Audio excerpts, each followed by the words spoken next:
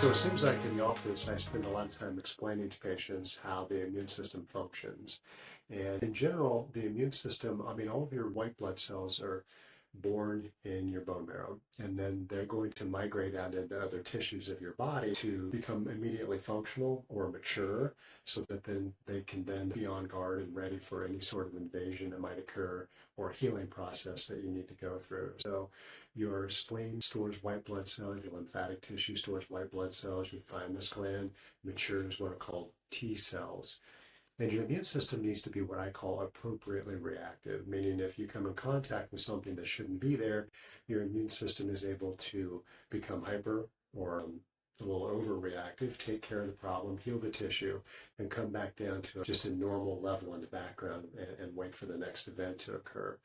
If your immune system is under functioning all the time, you're more likely to be exposed or likely to develop cancer, possibly because you're not cleaning up those bad cells each day, or you're going to be the type of person who catches everything that goes around. If your immune system hyper functions all the time, then you're more likely to have chronic inflammation and pain and fatigue and eventually develop some form of autoimmune condition.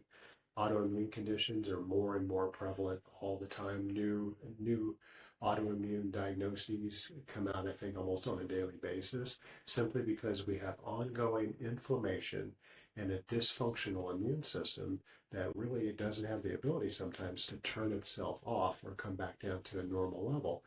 And so tissue damage occurs at a much higher rate, and more tissues become involved.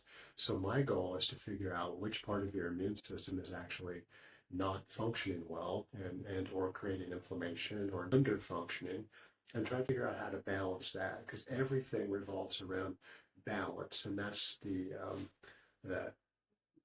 Eastern medicine, Chinese medicine philosophy.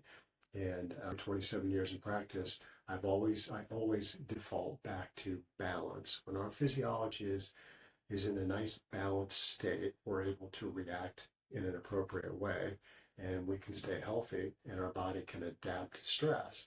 And when that doesn't happen, and we're losing our vitality and our vital energy, and we can't adapt very well, it really can show up in the immune system. And once the immune system becomes overactive and you develop an actual autoimmune condition that can be measured medically, it becomes very difficult to turn that off. So you really can't necessarily, from what I've discovered, turn that process off, but you can turn the volume down.